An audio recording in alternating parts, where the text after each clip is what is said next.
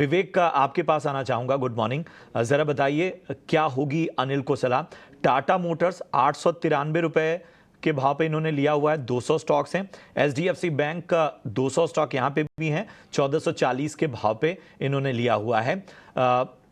6 महीने का नजरिया ये फिलहाल रखे हुए हैं। प्रशांत, गुड मॉर्निंग। सभी को गुड मॉर्निंग। पहले चीज तो देखिए, टाटा मोटर्स अगर ये बोलते कि मैं अब्सोल्यूट लॉन्ग टर्म के लिए हूं तो मैं होल्ड की सलाह देता। लेकिन जो शॉर्ट टर्म में है, काफी जो पॉजिटिव फैक्टर्स है, इनफैक्ट का जो ईवी सेल्स वगैरह ऑल टाइम हाई पे आ रहा है, वो सारे पॉजिटिव्स ऑलरेडी फैक्टर्ड इन है। तो आप एक काम करिए, खाली एक स्टॉप लॉस, मतलब एक ट्रेलिंग स्टॉप लॉस रखिए इधर करीबन 910-900 का, और इसमें आप बने रहिए। लेकिन उसको तोड़ता तो आपको निकल जाना चाहिए, क्योंकि 6 महीने बहुत शॉर्ट टर्म है, पहली चीज। दूसरा, एचडीएफसी बैंक। देखिए, इसमें मैंने आपके वीआईपी शो में कई बार बाई कॉल दिया है। ये जब 1380 था तब भी बोला है, और 1400, समझ लीजिए 1400 के ऊपर भी बोला है। अब जितने नेगेटिव, जैसे टाटा मोटर्स में मैंने कहा कि जितने पॉजिटिव्स थे वो शॉर्ट टर्म के लिए फैक्टर्ड इन है, और एचडीएफसी में जितने नेगेटिव्स थे वो भी शॉर्ट टर्म के लिए फैक्टर्ड इन है। तो लॉन्गर टर्म और शॉर्ट टर्म में हो सकता है कि ये आपको आउट परफॉर्मेंस दिखाए। अगले 2-3 महीने, 4 महीने हो सकता है कि इसी रेंज में रहे, लेकिन लॉन्ग टर्म के लिए बहुत अच्छा काउंटर है। मुझे तो बाई की ही सलाह दूंगा मैं। एचडीएफसी बैंक में आपको एक्चुअली अग्रेसिव बाई करना चाहिए। वंदना है झारखंड से। वंदना, गुड मॉर्निंग। पूछिए क्या जानना चाहती हैं। गुड मॉर्निंग सर, नमस्ते। मैं झारखंड जमशेदपुर से बोल रही हूँ। मेरा क्वेरीज है पॉलीप्लेक्स पे कि पॉलीप्लेक्स के 150 शेयर्स हैं मेरे पास, जो अभी लॉस में है 1524 के प्राइस पे।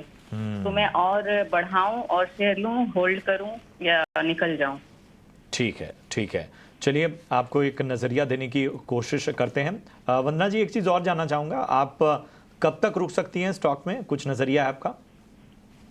1 ईयर, ठीक है, 1 to 2 years सर। ठीक है, ठीक है। तो लॉन्ग टर्म नज़रिया है वंदना जी का। विवेक, ज़रा बताइए, पॉलीप्लेक्स में नुकसान झेल रही हैं, काफ़ी ऊपरी स्तरों पर उन्होंने स्टॉक में एंट्री की है, लेकिन फिलहाल यहाँ से 1 से 2 साल तक का भी नज़रिया आगे लेके चल सकती हैं। क्या होगी आपकी सलाह? प्रशांत, इधर अभी दिक्कत ये है कि इतने फॉल के बावजूद, और मुझे ध्यान है पॉलीप्लेक्स पे कई बार सेल कॉल दिया हुआ है मैंने हायर लेवल्स पे, इतने फॉल के बावजूद ये स्टॉक वैल्यूएशन वाइज कॉस्टली लगता है। अब कंपनी अच्छे सेक्टर में है, ये मतलब जो टेप्स है, पैकेजिंग है, उस सेक्टर में है, प्लास्टिक का इंडस्ट्री में, तो कंपनी बढ़िया है, फंडामेंटल्स कंपनी के बढ़िया है। लेकिन जो आप हाईएस्ट वैल्यूएशन में आपने ले लिया, उसका आपको अब खामियाजा भरना पड़ रहा है। तो मेरी यही सलाह रहेगी कि आप यहाँ पे एवरेज तो 100% आपको नहीं करना है, आपको जस्ट होल्ड करिए। मुझे लगता है कि यहाँ पे बॉटम आउट हो जाना चाहिए, और अगर रिजल्ट अगले क्वार्टर का थोड़ा भी अच्छा आता है तो इसमें आपको एक थोड़ा बहुत बाउंस बैक देखने को मिलेगा। तो मुझे लगता है कि आपकी मतलब वेट जो है वो थोड़ा लंबा कर रखना पड़ेगा, 1 साल के अंदर नहीं होगा ये, आपको थोड़ा टाइम और देखना पड़ेगा। जुड़े हुए हैं प्रदीप जी, नमस्कार। कहाँ से बात कर रहे हैं और पूछिए क्या जानना चाहते हैं? मैं पटना बिहार से बात कर रहा हूँ। जी, पूछिए अपना सवाल। मेरा प्रश्न है कि मैंने धन लक्ष्मी बैंक का 407 शेयर लिए हुए at the rate of 51 rupees. मेरा कारवा जी से प्रश्न है सर। ठीक है, तो विवेक जी आपसे ही प्रश्न है उनका धनलक्ष्मी बैंक पे। एक चीज और बताइए प्रदीप, आपका नजरिया क्या है? शॉर्ट टर्म का है, लॉन्ग टर्म का है? सर मतलब बहुत लॉन्ग टर्म का नहीं है, लेकिन कुछ वेट कर सकते हैं सर। ठीक है, ठीक है। तो विवेक, जरा धनलक्ष्मी बैंक पे राय दीजिए। 51 रुपए के भाव पे इन्होंने ये स्टॉक खरीदा हुआ है, और फिलहाल थोड़ा सा नुकसान है यहाँ पर।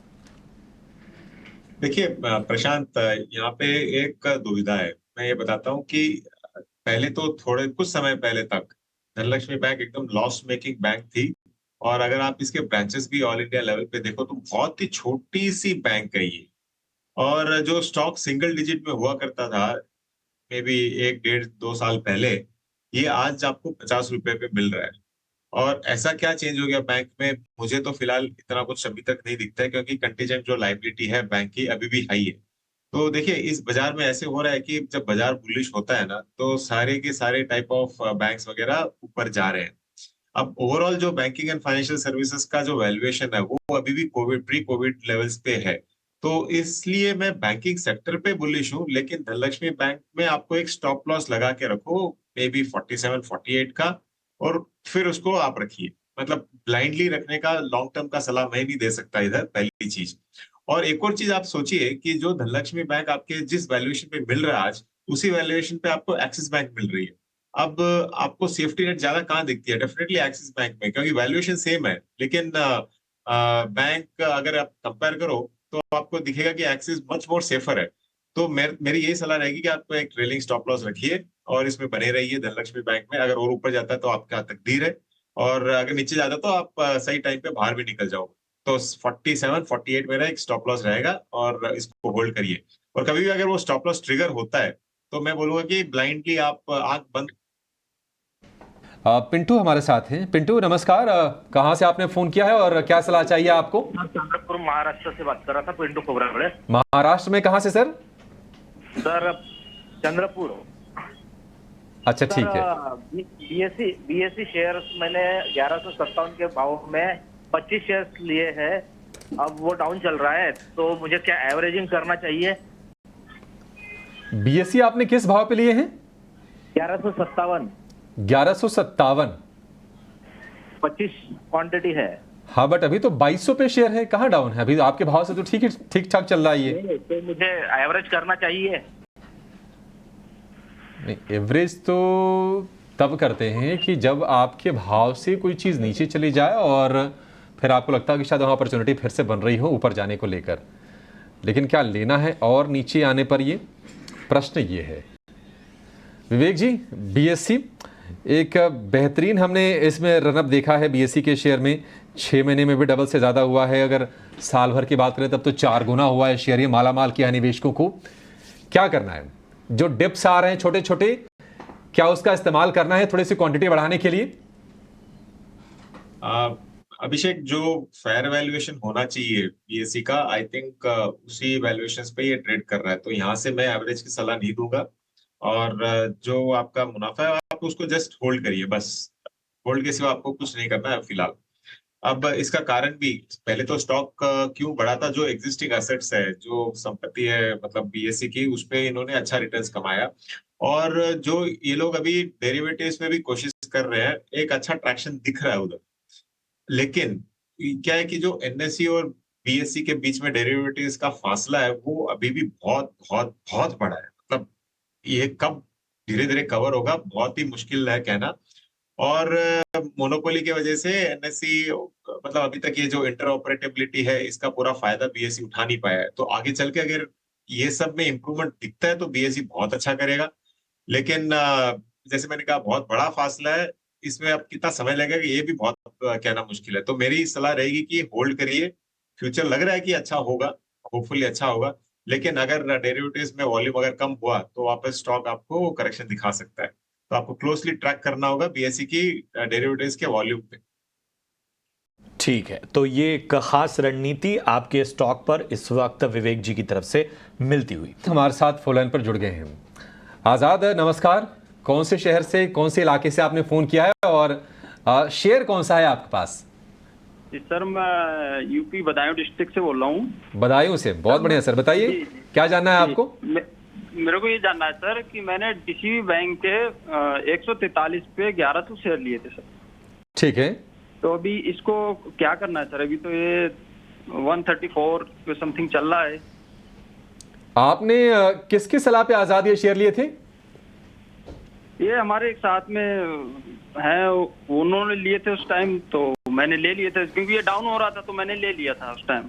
अच्छा ठीक है, उन्होंने लिए थे तो आपने ले लिए। अब वो क्या कह रहे हैं? अभी उनका भी होल्ड पे ही है। अच्छा, उनका भी होल्ड पे ही है।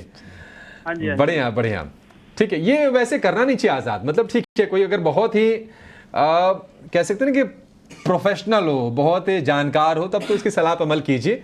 अदरवाइज थोड़ा सा अपनी स्किल्स लगानी चाहिए, पढ़ाई लिखाई करनी चाहिए, रिसर्च करनी चाहिए, उसके बाद ही कोई शेयर खरीदना चाहिए। वैसे डीसीबी बैंक खराब शेयर नहीं है, आपने ठीक शेयर लिया है, लेकिन ये है कि उम्मीदें क्या है, किस तरह की आप सोच लेके चलें, ये मैटर करता है। डीसीबी बैंक का विवेक, बैंक तो ठीक ही है, थोड़ा सा नीचे है, क्या निवेशित रहें?